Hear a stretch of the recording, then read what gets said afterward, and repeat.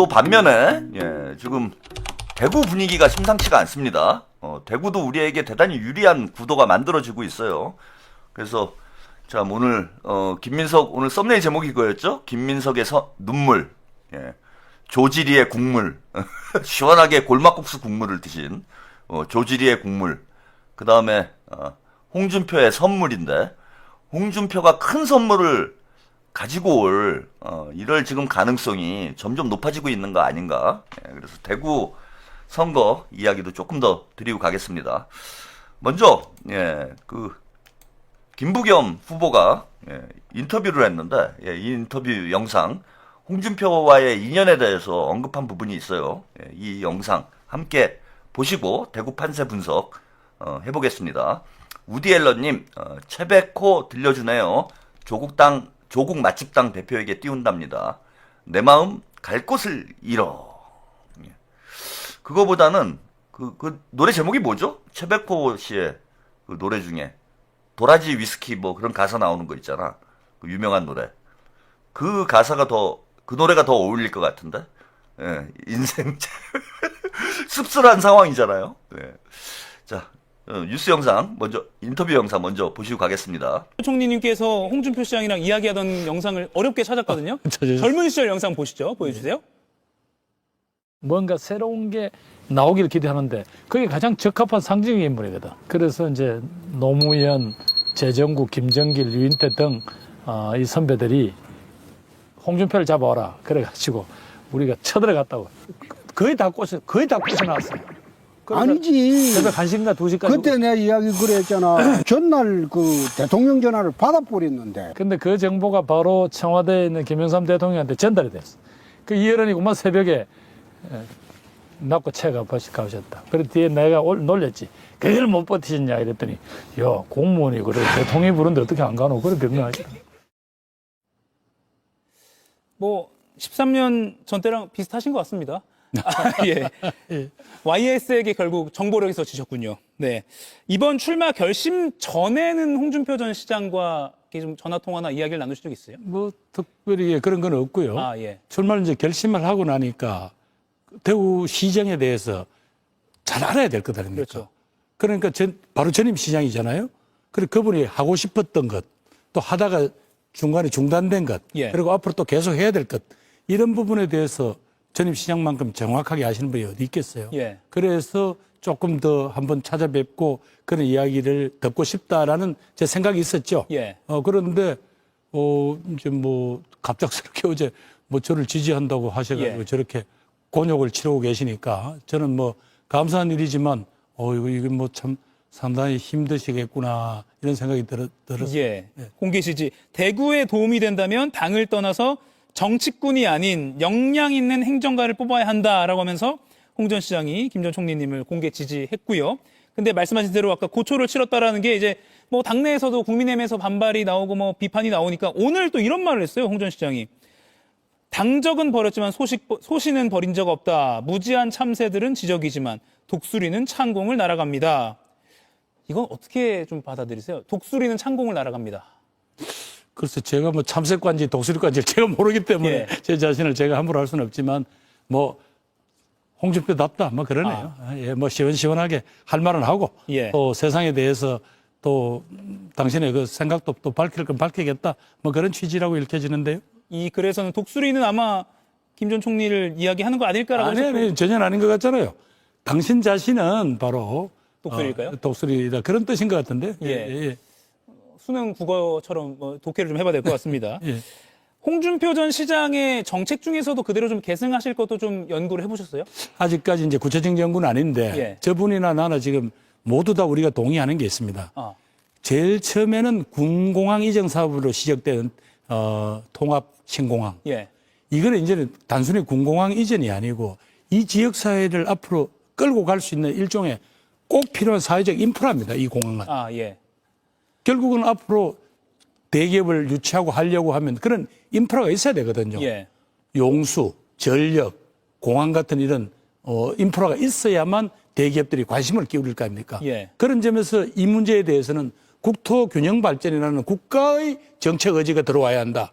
그래서 이 문제는 시급하게 정부의 재정 투자를 요구해야 한다라는 아마 그런 입장을 갖고 일을 하셨던 것 같은데 예. 뭐 저도 이건 뭐 바로 예, 그 의지를 갖고 일을 하겠습니다. 단순히 낡았고 뭐 소음 문제 때문에 이전하는 게 아니라 이거는 산업단지 전체를 처음에는 그렇게 예. 시작을 했죠. 예. 그러나 이렇게 빠른 식으로 AI 시대가 오고 이 산업의 전환이 빠를 때 이런 정도 인프라를 투자해 놓지 않고 그냥 뭐 이건 안 예. 됩니다. 예. 네, 여기까지 김부겸 후보의 인터뷰를 함께 보셨습니다. 홍파리 하는 거죠, 홍파리. 선거 때는 팔 수 있는 거 다 팔아야 돼요. 뭐 지금 뭐 민주당에서 뒤에 말씀을 드리겠지만은 명팔이 하지 말아라 사무총장이 명팔이 금지령을 내렸어요. 아니 지들은 다 팔아놓고 이제 좀 팔라 그러니까 친명들이 못 팔게 합니까?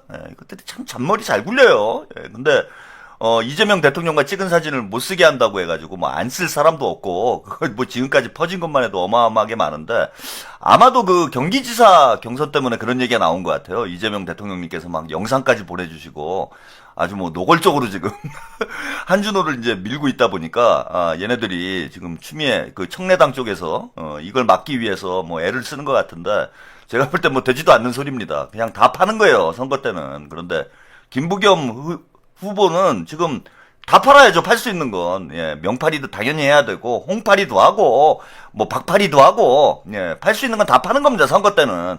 일단 이기고 보는 거예요. 그래서 팔 수 있는 거 다 판다. 그래서 아주 영리하게 잘하고 있어요.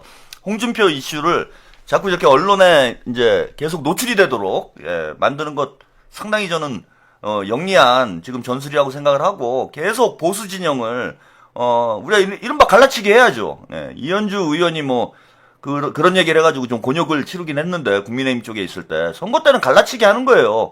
우리 편을 최대한 늘리고 상대편을 줄이는 게 선거에 이기는 뭐 이거는 뭐 무슨 전략도 아니고 상식적인 차원의 문제지. 근데 아무튼 지금 중요시 좀 봐야 될 게 뭐냐면은 그 이재명 대통령님께서 민주당은 이제 중도 보수 정당이다 이런 이제 언급을 하셨고 그 다음에 대통령이 되신 이후에 중도 실용주의 노선으로 가고 있습니다.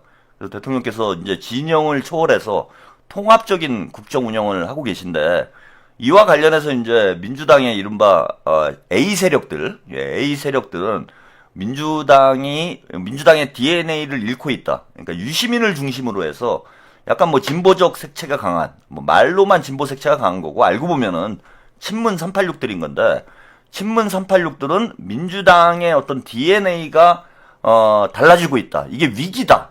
이런 얘기를 이제 유시민이 하는 거예요.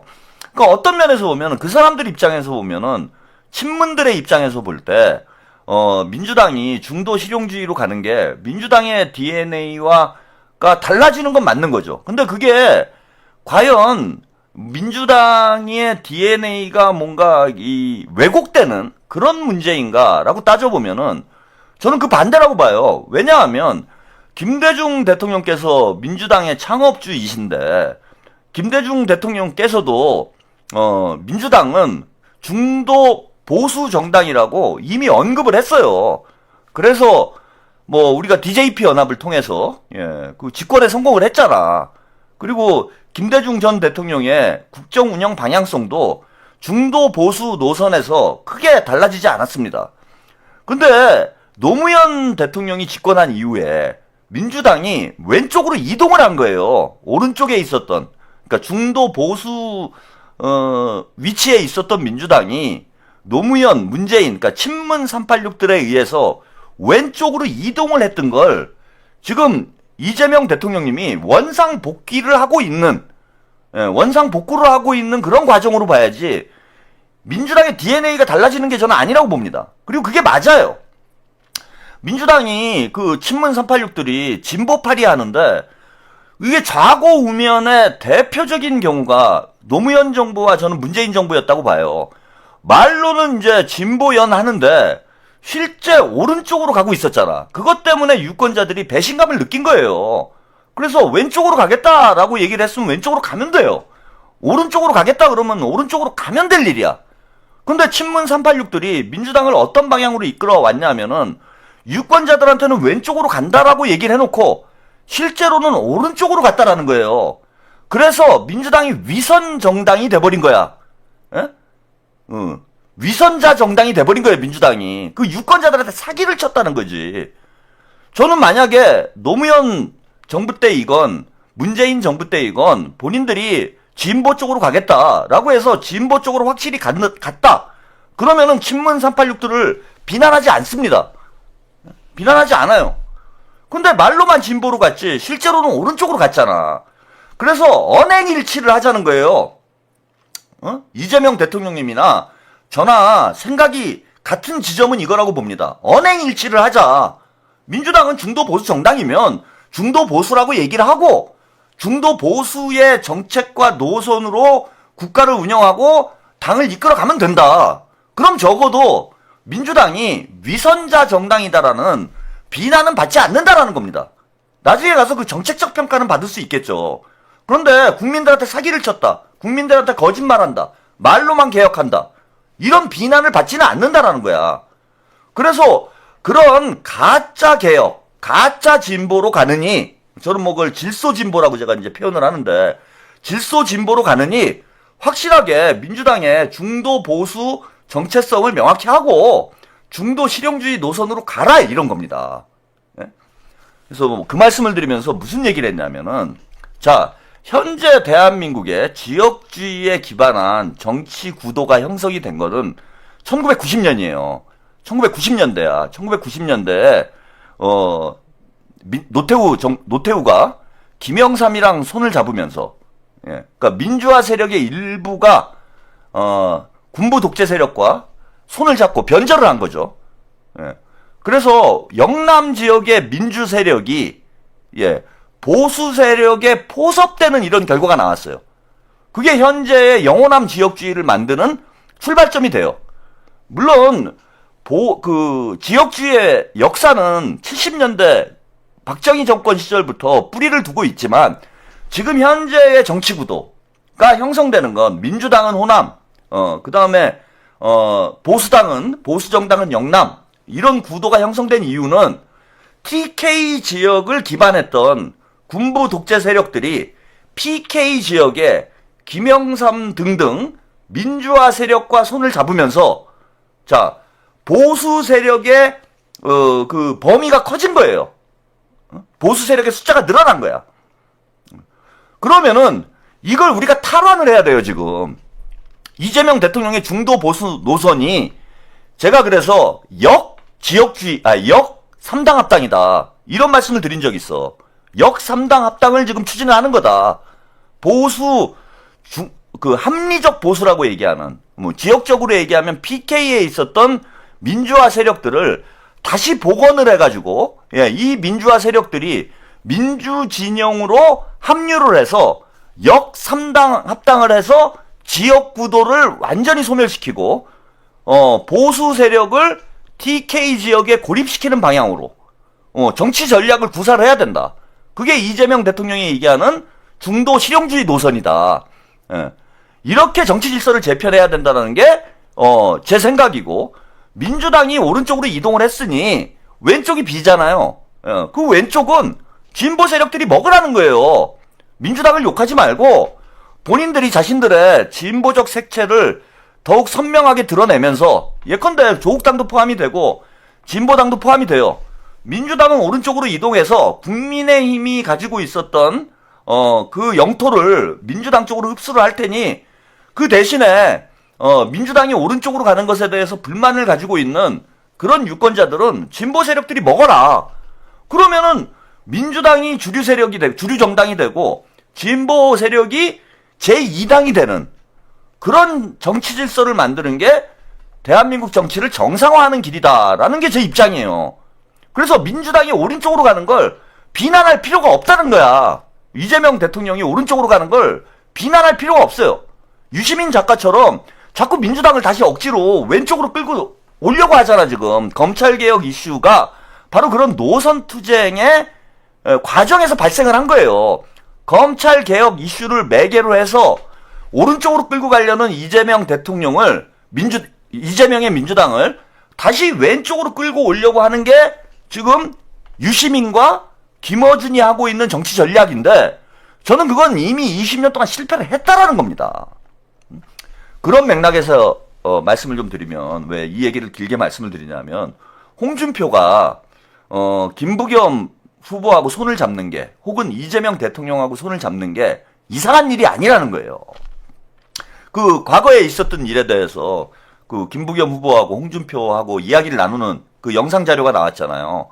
예, 그 아주 유명한 얘기인데, 꼬마 민주당이죠. 그러니까 당시에 김영삼이 군부 독재 세력들하고 손을 잡고 뭐 노무현, 재정구 등등 그 영남권의 민주화 세력들 일부가 민주당을 지켰습니다. 거기서 그 유명한 얘기도 나오죠. 그 문제 제기하는, 예, 노무현 대통령이 이의 있습니다를 외치는 그 유명한 영상도 그 과정에서 이제 생산된 짤인 거예요. 그래서 이제 노무현 대통령이 이의 있습니다를 외치면서 우리는 3당 합당에 동의 안 합니다. 예? 너는 가라. 우리는 민주당을 지키겠다. 이래가지고 만들어진 게 꼬마 민주당입니다. 자, 이 꼬마 민주당에서 당시에 홍준표를 영입을 하려고 했다는 거예요. 영입을 하려고 접촉을 했는데, 그걸 김영삼이 중간에서 인터셉트를 했다라는 겁니다. 그러니까 홍준표는 원래 꼬마 민주당 성향에 있는 그런 인물이었다. 그러니까 영남의 민주화 세력의 위치에 있는 인물이었는데, 그때 김영삼이 공을 들여가지고 홍준표를 데려갔기 때문에 보수 진영 인사로 있는 거예요. 그런 측면에서 보면은 홍준표는 이재명 대통령님이 얘기하는 합리적 보수의 범위에 포함이 돼 있는 거예요, 이미. 제가 볼 때는 그 합리적 보수의 범위에 홍준표는 포함이 돼 있는 인물이다. 그래서 대통령께서도 대선 직전에 홍준표하고 만나자. 그게 뭐 총리를 하느냐 마느냐, 그런 이제 농공행상의 차원의 문제를 떠나서 홍준표는 다시 민주 진영으로 복귀를 하는 것이, 예, 그 순리인, 저는 그런 인물이라고 보고, 그런 맥락에서 보면은 지금 김부겸 후보를 홍준표가 지지하는 게 저는 이상한 현상이 아니라는 겁니다. 어찌 보면은 이게 정상화되는 거예요. 3당 합당으로 왜곡되어 있었던 정치 구도가 이제는 정상화되는 구도로 바뀌고 있는 상황으로 여러분들이 이해를 하셔야 된다. 새로운 문제가 아니다. 이런 거고요. 홍준표가 큰 힘이 되고 있어요. 오늘도 이제 계속 이런 이슈를, 아까 김부겸 후보도 언론 인터뷰를 하면 자꾸 홍준표를 끌어내잖아요. 예, 이런 것처럼 홍준표도 계속 SNS에 글을 쓰면서 김부겸 후보에게 지금 힘을 실어주고 있습니다. 그래서 더 이상 진영 논리는 안 된다. 이제는 국가를 위해서, 국익을 위한 그런 정치를 해야 된다라는 입장을 얘기를 했는데, 이게 이재명 대통령님의 입장과 유사한 거죠. 우리가 진영 논리로 접근하지 말고 국익을 중심으로 하나가 돼야 된다라는 이재명 대통령의 뜻과 홍준표의 지금 정치적 입장이, 저는 이제 대동소이한 그런 상황이 아닌가 이렇게 보이고, 그런 면에서 보면은 지금 이 과정들은 대한민국 정치 구도가 정상화되는 과정이라고 볼 수 있을 것 같고, 결국은, 예, 홍준표도 뉴 이재명으로 저는 합류를 할 가능성이 높습니다. 뉴 이재명으로 합류할 가능성이 높지 않을까 이렇게 보고요. 지금 홍준표의 합류로, 지지로 김부겸 후보가 탄력을 받고 있는데, 이게 또 법원이 민주당을 돕고 있어요. 예, 반야성님 감사합니다. 이거 김영환이 그 컷오프 된 걸 법원에서 이제 인용을 해가지고, 예, 지금 주호영이나 이진숙이 컷오프 된 것도 법원에서 이제 가처분 신청이 인용되지 않을까 그렇게 예상을 했는데, 하늘도 지금 이제 대한민국을 돕고 있는, 법원도 대한민국을 돕고 있는 상황이다. 그래서 주호영은 지금 기각이 돼버렸습니다. 기각이 되면은 지금 한동훈과 손을 잡고 무소속으로 이제 출마하게 될 그럴 가능성이 지금 높아지는 것 아닌가 이렇게 보여요. 관련된 뉴스 영상 보시고 좀 더 이야기 나눠보겠습니다. 지방선거까지 60일 남은 가운데 대구시장 선거는 4파전 전망까지 나옵니다. 공관위가 6인 경선을 확정하자 컷오프된 이진숙 전 방송통신위원장이 사실상 무소속으로 출마할 뜻을 드러냈고, 주호영 의원도 무소속 출마부터 한동훈 전 대표와의 연대까지 검토 중인 모습입니다. 황예린 기자입니다. 주호영 국민의힘 의원이 낸 대구시장 경선 컷오프 효력정지 가처분이 법원에서 기각되자 당 공관위는 즉시 기존 6인 경선 구도를 확정했습니다. 대구 광역시장 당내 경선과 관련하여 지난 3월 22일에 확정된 방식 그대로 경선을 진행하기로 만장일치로 의결하였습니다. 그러자 이진숙 전 방송통신위원장은 시민 경선을 통해 대구 시민의 선택을 받겠다며 사실상 무소속 출마 의사를 드러냈습니다.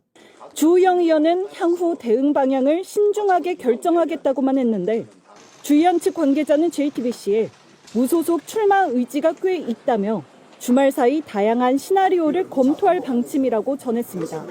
가처분 기각에 대한 항고 카드도 검토 중인 가운데 보수 재편 역할을 하기 위해 오는 4월 30일 전 의원직을 사퇴하고 한동훈 전 대표와 연대할 수 있다며 이른바 주한 연대도 시사했습니다.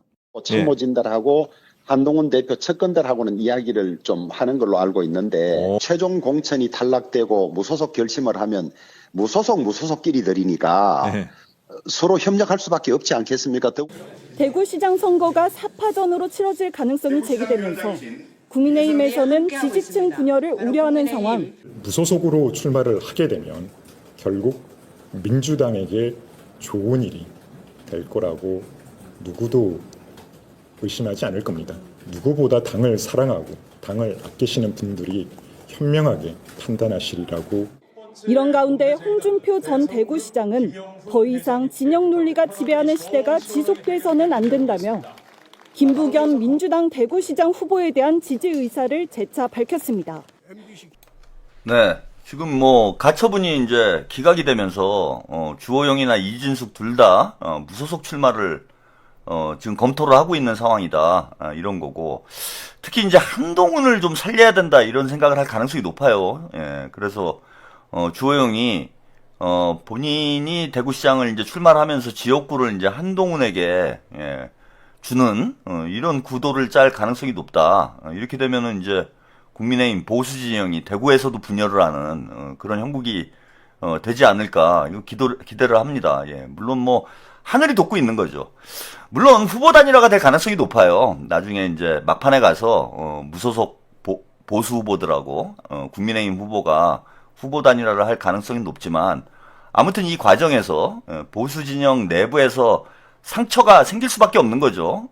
그 단일화 과정을 만들어가는 과정에서 서로 또 치열하게 뭐 공격하는 그 내분이 이제 더 격화되는 그런 양상으로 갈 수밖에 없기 때문에 어쨌건 간에 후보 단일화가 되더라도 그 김부겸 후보에게는 저는 호재가 되지 않을까 이런 생각을 합니다. 그래서 지금 뭐 여론조사도 크게 앞서가고 있는 상황인데 구도까지 지금 유리해지고 있어요. 그래서 이제는 지역주의에 종언을 고할 수 있는 그런 절호의 기회가 오고 있는 것이 아닌가 이렇게 생각이 듭니다.